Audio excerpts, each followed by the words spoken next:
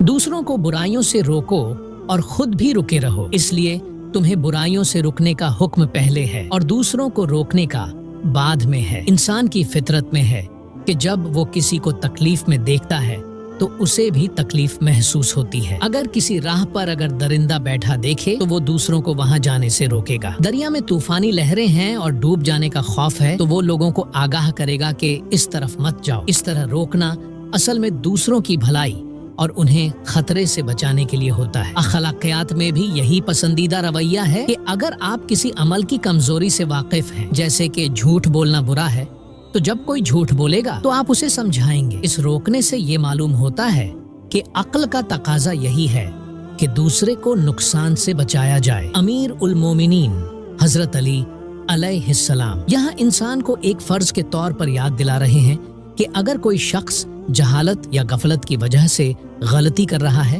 तो ये मत सोचो कि मुझे क्या लेना देना, बल्कि उसे समझाना भी तुम्हारी जिम्मेदारी है। लेकिन याद रखो, तुम्हारी नसीहत तभी असरदार होगी जब तुम खुद उस बुराई से बचे रहोगे। लोग तुम्हारी बातों से ज्यादा तुम्हारे अमल को देखते हैं। जिस राह पर किसी खतरनाक दरिंदे की मौजूदगी की खबर देकर तुम दूसरों को वहां जाने से रोक रहे हो, अगर खुद वहां जा रहे हो तो लोग तुम्हें या तो झूठा समझेंगे या दीवाना। इसलिए जिसे तुम दूसरों के लिए बेहतर नहीं समझते उसे पहले खुद छोड़ दो।